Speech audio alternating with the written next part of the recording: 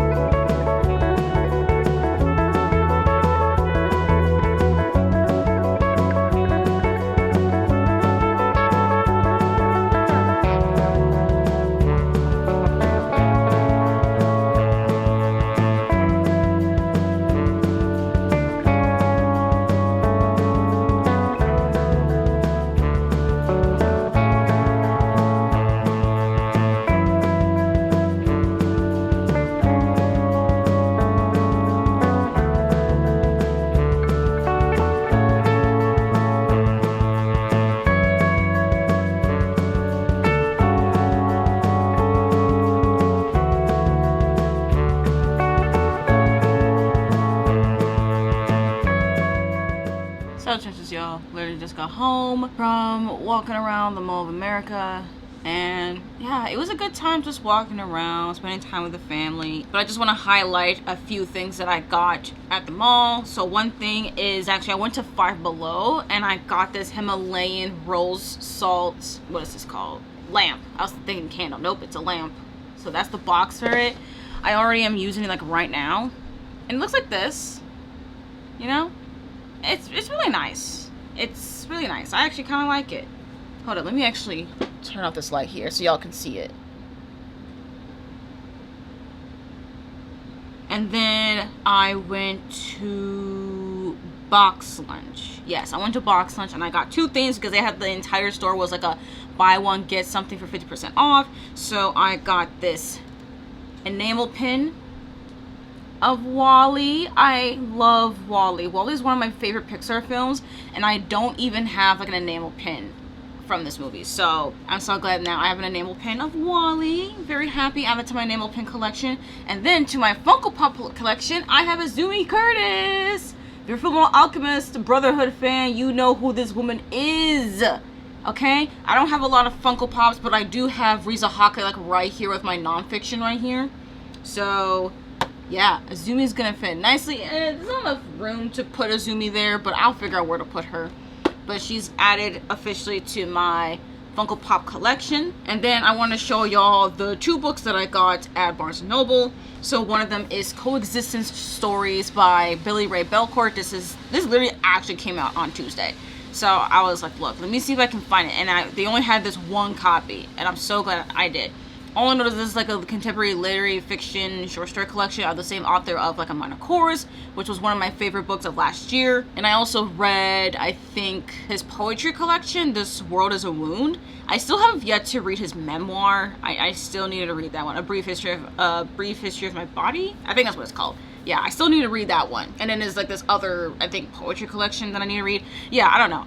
Billy Ray Belcourt is literally one of my favorite authors now, so yeah, now I just have his short story collection. And then this other book here is actually a book that I've only saw one other person on Bookstagram read, and I read the review of this book on Storygraph, and it kind of made me go, this sounds interesting. I actually would really want to read that. It just seems up my alley, and that is The Sins of Their Bones by Laura R. Sumilton. So this is like a queer dark fantasy set in a Jewish folklore inspired like world with a reimagining of 19th century Eastern Europe. This is also a debut novel as well, and it pits two estranged husbands and a daring spy master on opposite sides of a civil war. Perfect for fans of Lee Bardugo, C.S. Pacat, and Catherine Arden. And also, it looks really cool. I like it. And also, it has like this really cool art in the beginning.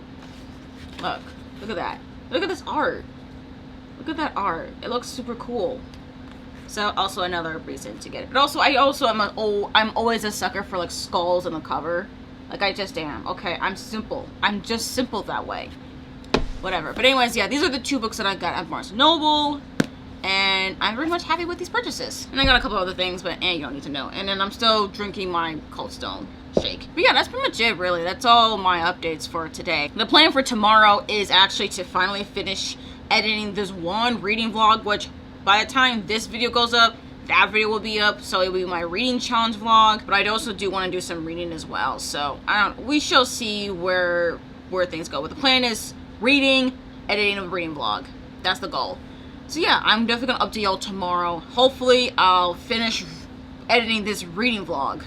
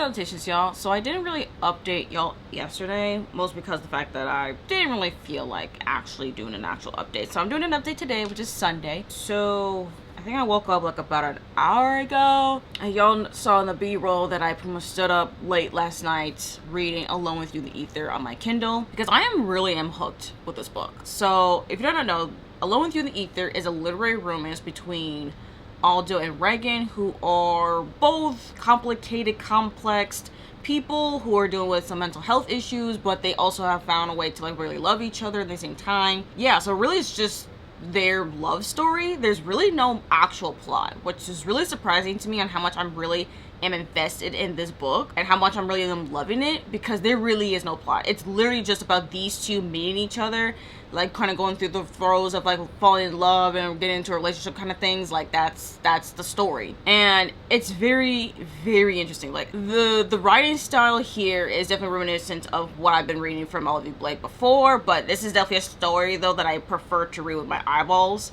so that I can have a chance to actually do some ebook annotating, because the writing here, I really connected really well with the writing in this book than I have ever read in any other Olivia Blake book. And I think it's my favorite because Olivia Blake is doing something that I think she's the strongest at, and that is character relationships, interpersonal relationships within her books.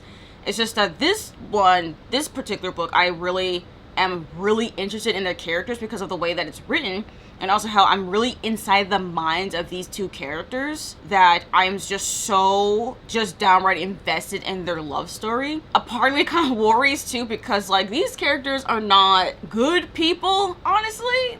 They really are not. They both have they're very, very flawed, but they also have a whole lot of nuance, and it's so intimate and complex between the two of them that I just am in so much in love. To the point that I literally went on Pango to purchase a physical copy because I wanted to have my own copy of this book instead of just borrowing the ebook from my library. So yeah, whenever that book comes in, I'm transferring the ebook annotations to that physical book, although it's gonna be a lot though, because I've been annotating a lot. I've been doing a lot of highlighting, some quotes, but also just highlighting some intimate moments between the two of them, getting to know how they work, their tics, the things that makes them happy, but also makes them kind of go through a downward spiral. Y'all, it's a whole trip of a book, and I am loving it to the point, like, I don't know, it feels like it could possibly be like the best book of the year. Like, I was really struggling what I could consider as the best book of the year so far, but this book could actually be it. Although I don't want to give it too much of the hype about that book, because this is definitely not meant for everyone. This is definitely meant for a more specific kind of audience, because this is also like a love story, which I know for some people, like, oh, then it's not really a romance. Yo, this is a romance, okay? Love stories are romances. I digress. I'm having a really, really good time with Alone With You the Ether. I'm already about 70-ish% of the way through, so I'm hoping to finish this book today, and then I really hope to finish one more book this month, because right now, spoiler alert, I've read like 10 books. Alone With You the Ether would be my 11th book, and I want to round that to a really nice 12, like a really, really nice 12. So I want to read one more book this month, and I really wanted to also fit for like the Asian Readathon, because Alone With You the Ether would fit for the Asian Readathon as well. I actually think that this book can actually fit for the 5th prompt, that I've been like not sure what book would fit, but I think Alone With You the Ether would be the book I will pick for this prompt. So yeah, so that'd be cool. At least I'll be able to finish the Asian Readathon, since I've actually managed to get through all the other prompts. Yep.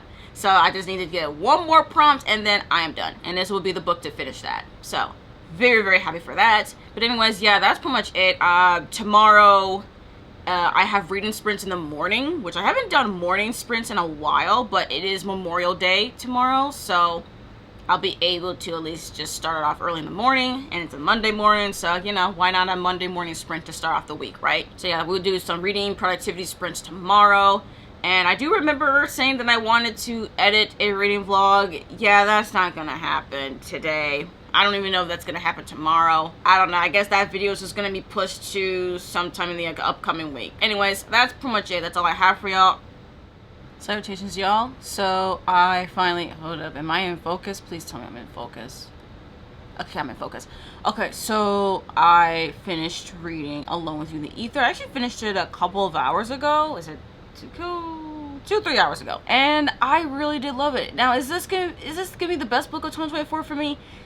So far, no. I was really thinking it would, but it was really starting to lose me towards the end, honestly. I found the writings towards the end to be a little bit much at the end, and I was like, okay, I'm kind of waiting for this to be done, because like I noticed that we were getting to the point I was like, okay, something's gonna happen, like there's gonna be like some sort of like third act conflict, which happened and all that, but also it didn't feel, I don't know, it was really starting to lose me towards the end, and I'm still trying to process it. Yeah, all I know is that I really did love it. I thought it was gonna be best book of 2024, but it ended up not really being that way, which is fine. I'm still really looking forward though to my copy from Pango to arrive, so that I can transfer these ebook annotations to that physical copy, because there's a lot, y'all. There is a lot, and I do want to talk more about this book too, but I don't want to do it in like a vlog. I actually want to do like a book review, which I haven't actually made a book review video since the Spear Crossed Through Water one, which I think I made in September. So it has been like it might be about 9 months, 8-9 months since I made one. And I think this book does deserve like its own review video. So yeah, that's something to look forward to. Not set in stone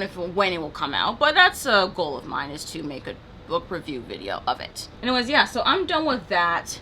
And as far as what to read next, I did recently got an audiobook from Libby, but I don't know if I want to read it. Like, I'm not sure if I want to read it right now or not, or if I want to just continue on with my current reads. But yeah, I'll definitely will talk to y'all tomorrow, because I need to edit this video diary tomorrow.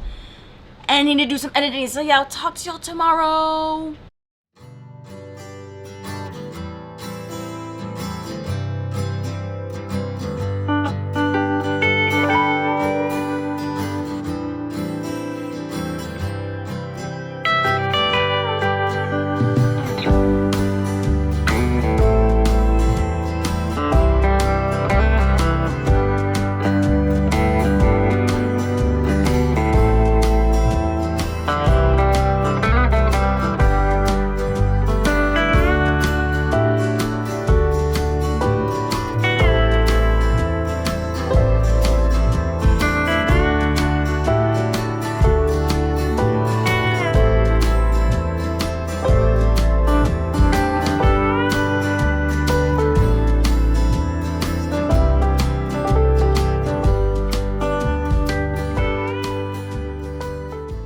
Salutations, y'all. Today's Monday, so I'm just gonna, it's Monday evening, actually. It's like 8 p.m. So sprints were fun. Did a lot of sprinting, got a lot of reading done. I did continue my read of Spin of Fate by A.A. Vora. I made it to page 65.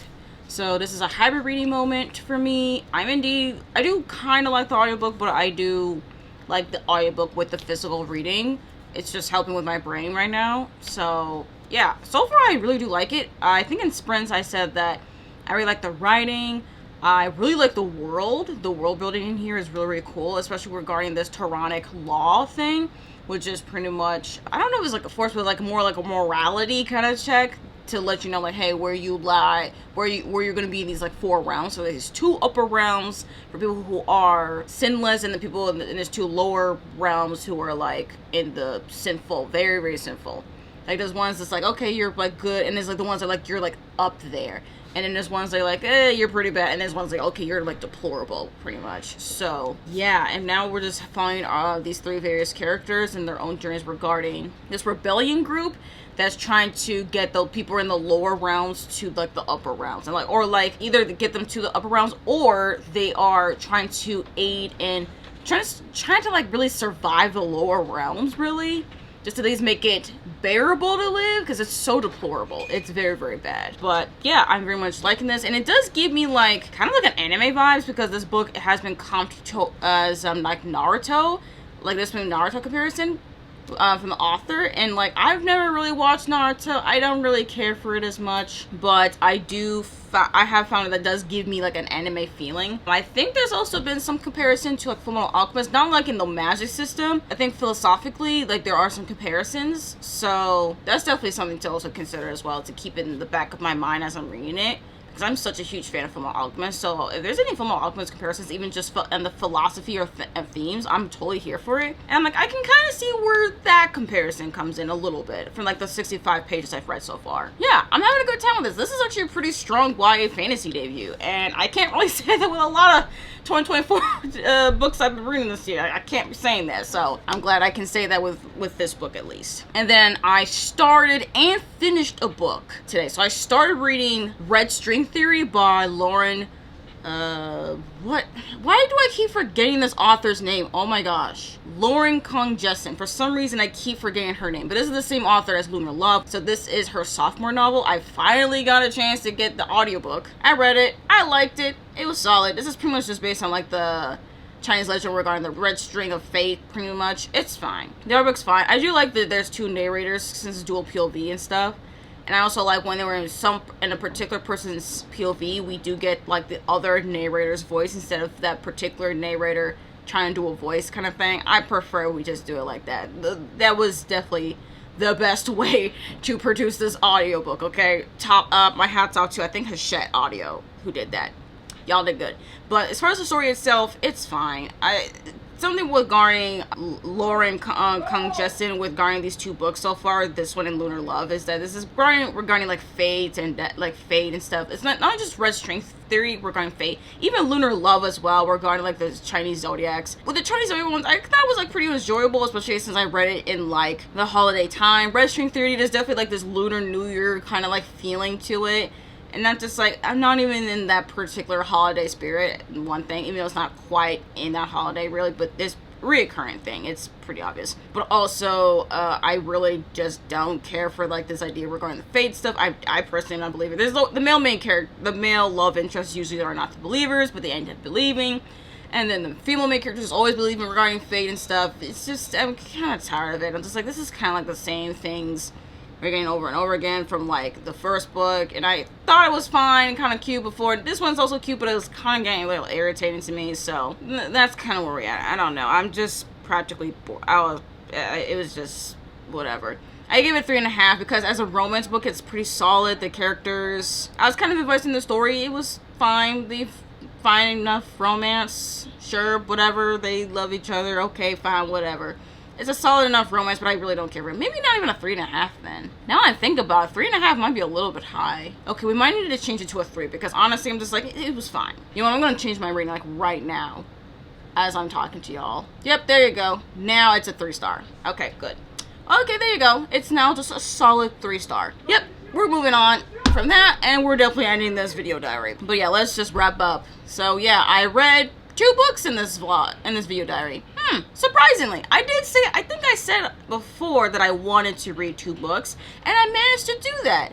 Yay, but just not in the way I thought. I did finish Alone with You the Ether, give them 4.5, and then I started and read Red String Theory, which was not originally in the TBR, but I did get a hold of it like yesterday, and I gave that one a 3, so there's that. So yeah, I think that's pretty much it. Thank you all if y'all been watching this particular video diary. Just thank you anyone who even watches these video diaries, honestly, because I just never know what to even do. They're completely just impromptu. I just do whatever I feel like doing and seeing what sticks. But yes, I thank you all for watching this video. If y'all liked it, of course like it, comment down any thoughts in regarding to, I don't know, Alone Through the Ether if you've read it, especially if you like have any recommendations to books like Alone Through the Ether. So if you made it this far into the video and you want to leave me an emoji, leave me a B emoji for Alone Through the Ether. If you know, you know. Anyways, thank you all again for coming to this video, and I hope to see you all in my next one.